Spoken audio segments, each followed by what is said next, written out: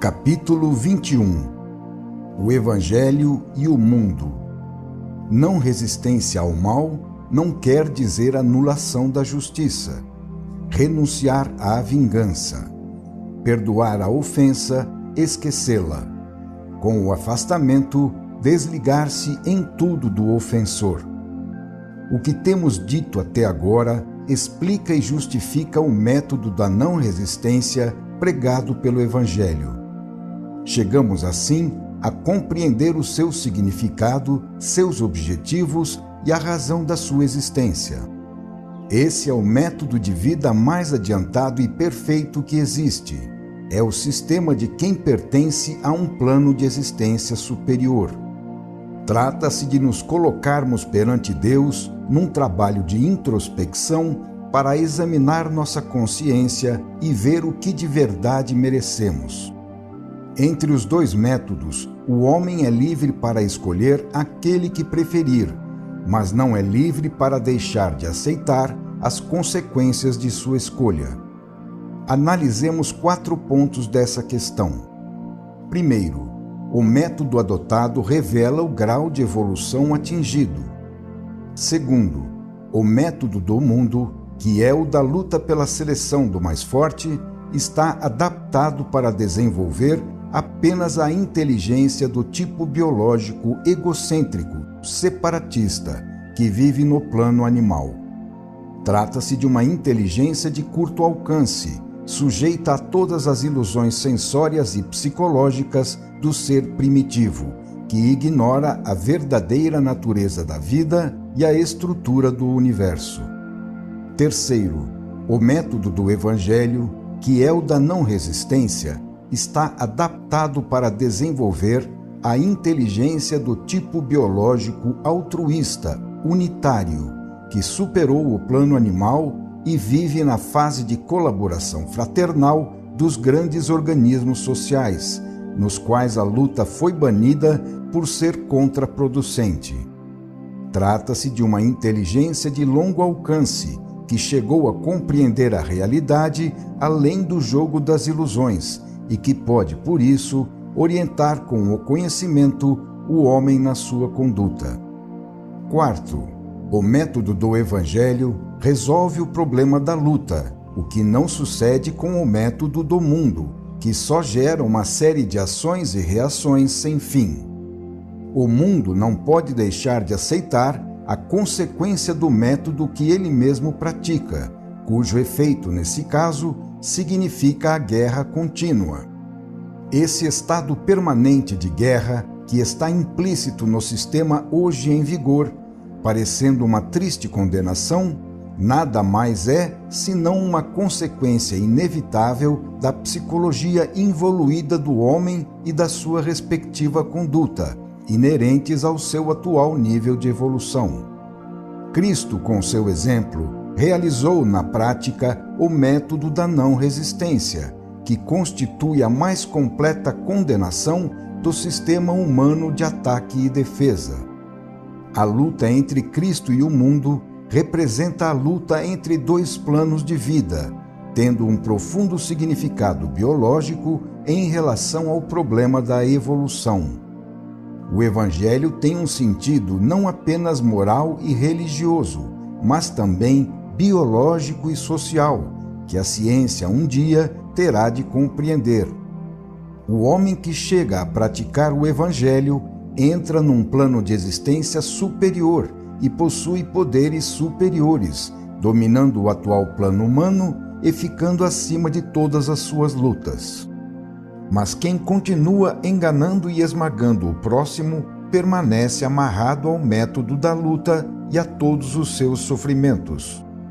A inteligência especulativa, que procura o conhecimento das causas primeiras, é considerada luxo de sonhadores e perda de tempo pelos que usam o método do mundo, para os quais o problema da vida está fechado dentro do pequeno ambiente de agressão recíproca e de vitória de cada um sobre os outros, onde tem valor as capacidades guerreiras. O erro do mundo consiste em ignorar a presença da lei, deixando de levar em conta este fator fundamental. Assim, o homem, quando recebe um ataque, geralmente se apressa a reagir com um contra-ataque, pois julga que abrir mão de sua reação, perdoando, significa ter de receber e absorver o mal. Mas nisto só pode acreditar o homem míope, que está fechado no seu pequeno mundo de lutas, ignorando que vivemos dentro de um todo orgânico, dirigido e dominado pela justiça de Deus. Quem compreendeu sabe que deixar de reagir não significa ter de absorver o mal, e isso por 3 razões. Primeira, a reação é um direito que não pertence ao homem, mas só à lei de Deus.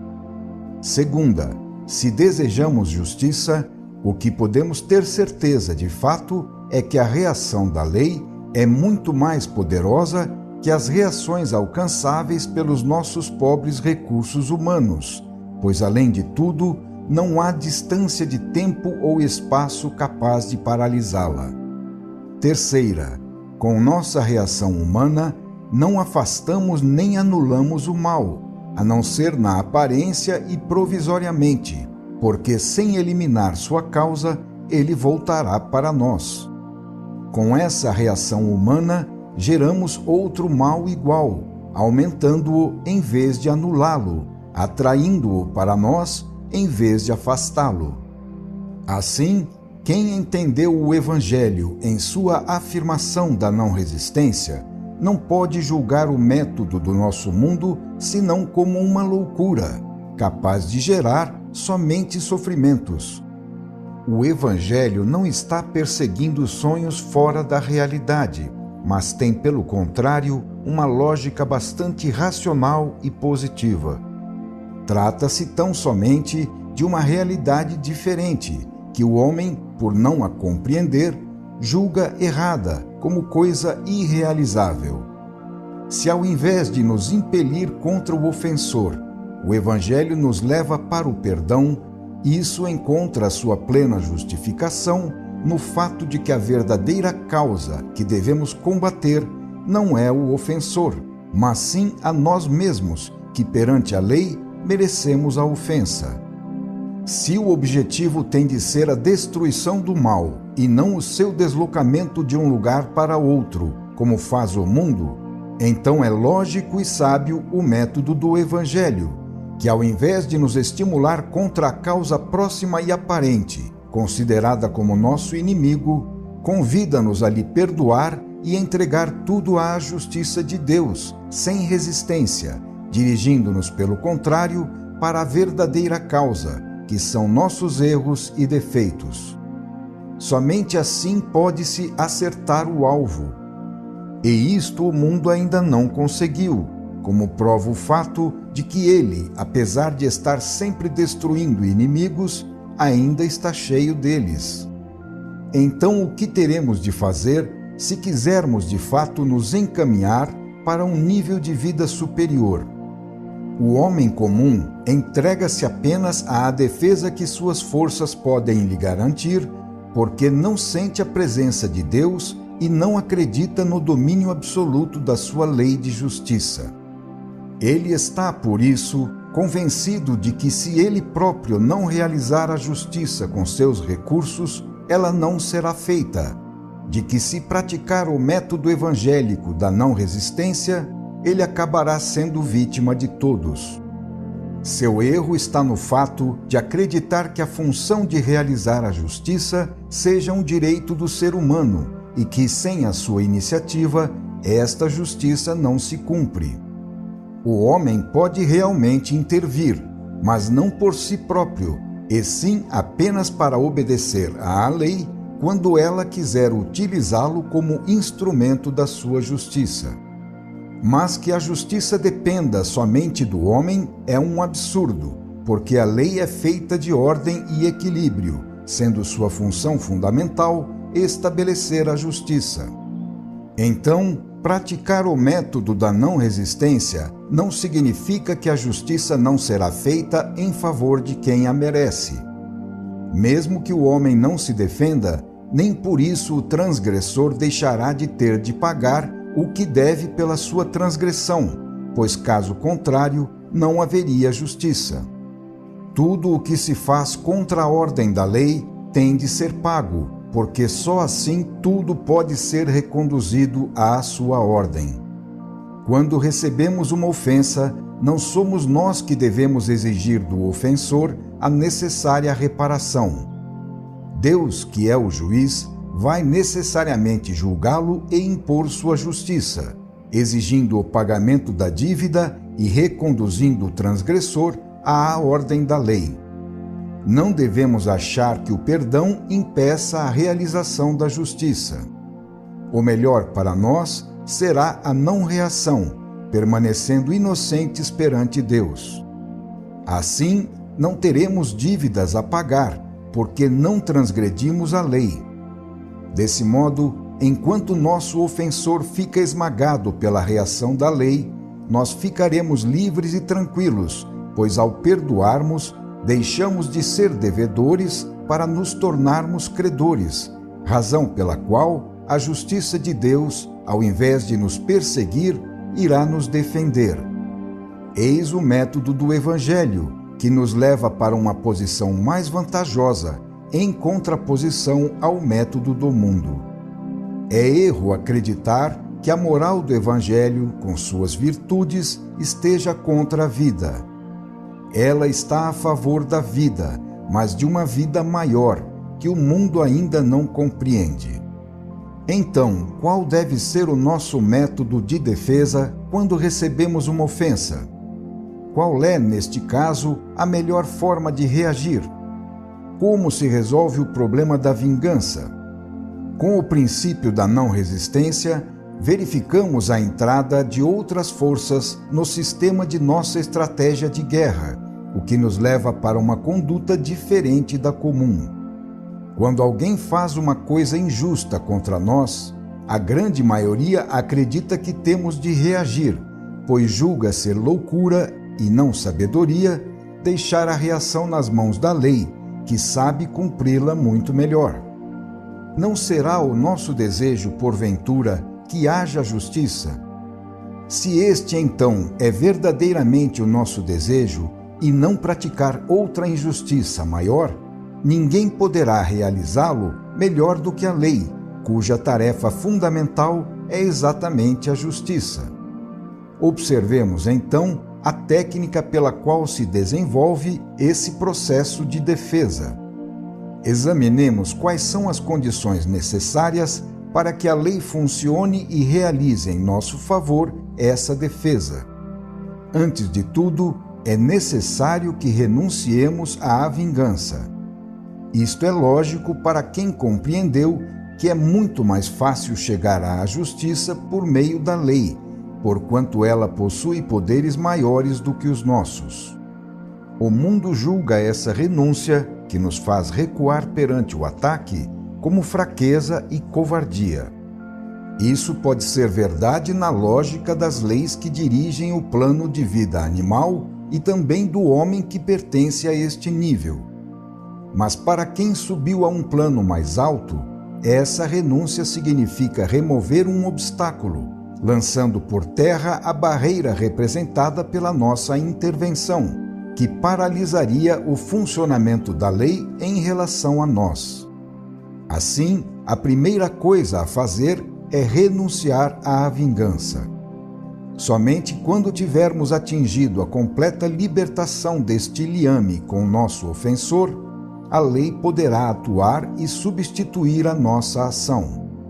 Porém, enquanto quisermos fazer justiça, a lei respeitará nossa livre escolha e não intervirá, para que juízo e justiça não se sobreponham um ao outro.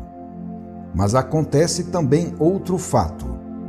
Quando tivermos realmente renunciado à vingança, e só nesse caso, ela se realizará automaticamente sem nossa intervenção, por intermédio da lei, que indiretamente, para que a justiça seja feita, tem de cumprir também essa vingança, que está implícita na justiça. Poderíamos afirmar, portanto, que só é possível chegar à mais completa vingança quando tivermos não só destruído em nós todo o desejo dela, perdoando tudo, mas também deixado de fazer qualquer coisa para realizá-la, colocando tudo nas mãos de Deus, entregue à reação da lei. O primeiro passo, então, é renunciar à vingança. O segundo é perdoar a ofensa. Porém, há mais ainda. Embora renunciando à vingança e perdoando a ofensa, podemos ficar com sua lembrança, carregando o rancor e o ódio gerados por ela. Enquanto tivermos dentro de nós a ideia de um direito nosso não satisfeito, ele nos pertencerá, e a lei não poderá transformá-lo em seu direito para tomar nosso lugar na defesa. Para que isso aconteça, é necessário esquecer a questão de exigir justiça para nosso caso particular, porque só assim ele pode se tornar um assunto pertencente à lei, que é a realização da justiça universal. Quando cumprirmos todas essas condições, podemos ficar sossegados, esperando a automática realização da justiça, o que elimina a necessidade de uma vingança. Neste caso, a realização da justiça terá a vantagem de não representar, de nossa parte, uma nova injustiça para corrigir a anterior, como se costuma fazer no mundo. Com esta nossa atitude, a ação da lei não aumentará nossa dívida, mas será apenas o cumprimento da justiça em nossa defesa, na qual o devedor terá de pagar, enquanto ao mesmo tempo permanecemos inocentes de tudo isto, livres de novas culpas que depois, por sua vez, teríamos de pagar. A coisa mais importante é ficarmos isentos de qualquer dívida. O segredo de nossa vitória não é possuirmos força, mas sim estarmos limpos de qualquer mancha. Por isso, não devemos ficar ligados ao ofensor, que representa a injustiça, nem mesmo por um pensamento de vingança. Não podemos, por um lado, perdoar apenas deixando de reagir e de exigir compensação, e, por outro lado, continuar admitindo a ofensa e a dívida dos outros a nosso respeito. Para que a função da realização da justiça seja completamente deslocada de nós para a lei, é necessário não conservar na própria mente nem mesmo a lembrança da ofensa ou do ofensor. Isso não significa que a experiência não tenha de ser aprendida, mas sim que ela venha a se completar no esquecimento definitivo, única condição capaz de resolver tudo para que o caso não se repita e não continue numa cadeia de novas injustiças sem fim. Uma vez que caiamos nesta rede, é difícil sair dela. À força de injustiças, nunca será possível chegar à justiça, ao passo que, se perdoarmos e esquecermos, entregando tudo à lei, perante ela ficam de pé e terão de ser resolvidos em perfeita justiça o débito do ofensor e o crédito do ofendido. Perdoar não quer dizer que o ofensor não tenha mais de pagar e que o ofendido não tenha de receber.